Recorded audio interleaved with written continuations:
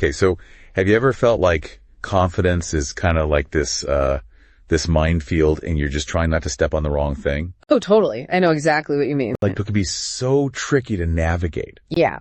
But guess what? In this deep dive, we are taking on exactly that. We're tackling practical strategies for feeling more confident and empowered. I love it. We're going to dig into this audio clip that is packed with insights. Awesome. And, I think we all want to feel more capable and in control of our lives, right? Absolutely. Who doesn't?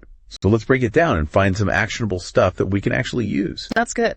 Okay, so right off the bat, the source dives into self-belief, which I think is such a buzzword, but let's unpack it. Yeah, it's like one of those things everyone says, but it's like, what does that even mean? Exactly. So why is self-belief so important? Okay, so think of it like this. You're building a house, right? You gotta have that solid foundation. And self-belief is kind of like that foundation for confidence. Oh, I like that. In psychology, there's this concept called self-efficacy.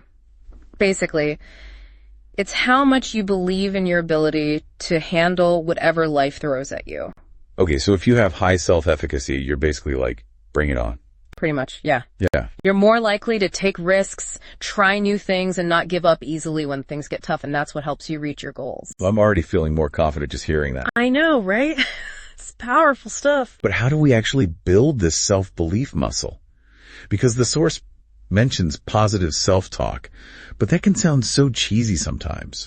It can, yeah. But it's really about noticing that little voice in your head. You know, the one that's always like, you can't do this or you're not good enough. Oh yeah, we all have that voice. Yeah. And then it's about consciously choosing to challenge those thoughts and replace them with more positive ones. So instead of I can't do this, it's more like I'm gonna give it my best shot. Exactly. And even if you don't believe it at first, just keep repeating it and eventually your brain will start to catch on. It's like rewiring those thought patterns. Exactly.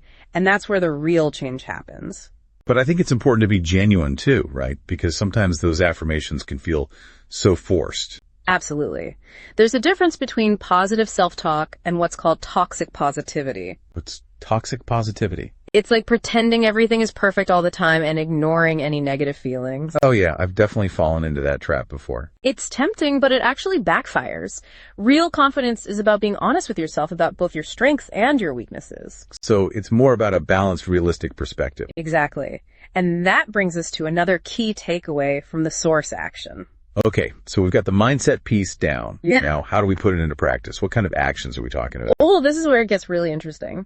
The source talks about the link between physical well-being and confidence. So how we feel in our bodies affects how we feel about ourselves. Exactly. It's all connected. You know, when you're taking care of yourself physically, you just feel more capable overall. Totally. Yeah.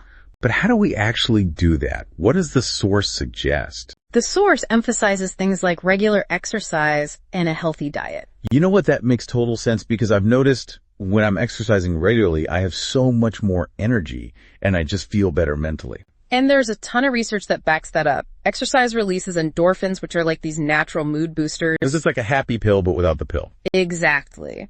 Plus, it helps you sleep better, reduces stress, and even improves your brain function, all of which contribute to a stronger sense of self. Okay, so it's not just about looking good, it's about feeling good and getting all those mental benefits. Exactly.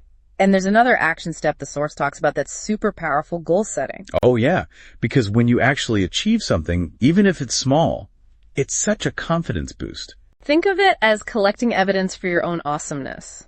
Every time you set a goal and you reach it, it's like proof that you can make things happen. I love that. It's like giving yourself a high five. Exactly. You're building that belief in yourself one goal at a time. Yeah. But what about when we hit roadblocks? Because I know for me, when things don't go as planned, I can get pretty discouraged. That's totally normal. Setbacks are going to happen. It's part of the process. The key is to see them as learning opportunities, not failures. So instead of beating yourself up, it's more like, okay, what can I learn from this? Exactly. Ask yourself, what can I do differently next time? How can I adjust my approach? It's all about growth. You know what? That's so helpful. Because I think sometimes we can get so caught up in the outcome that we forget about the process. Exactly. And the process is where the magic happens. You know, one thing that really surprised me in the source was the connection between helping others and feeling empowered. Can you explain that one? This is one of my favorite things to talk about because it seems counterintuitive, right? Like, how can focusing on others make you feel more empowered? Yeah, that's what I thought. But here's the thing.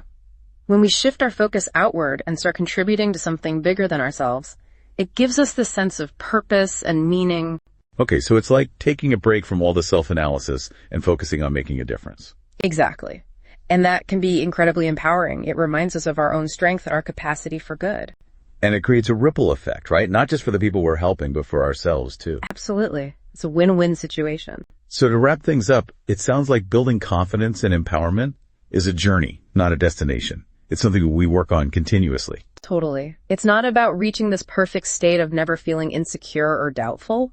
It's about learning how to bounce back from setbacks, embrace challenges, and keep taking action towards our goals. It's like building that resilience muscle. Exactly. And the more you use it, the stronger it gets. You know, what strikes me is that even though this is such a personal internal thing, the actions we take can actually have a positive impact on the world around us. I completely agree. It's like this beautiful cycle of self-improvement and contribution. So as you're listening, think about which of these steps really resonated with you and challenge yourself to take one small action today, whether it's going for a walk, setting a tiny goal, or reaching out to someone who might need a little support. I love that.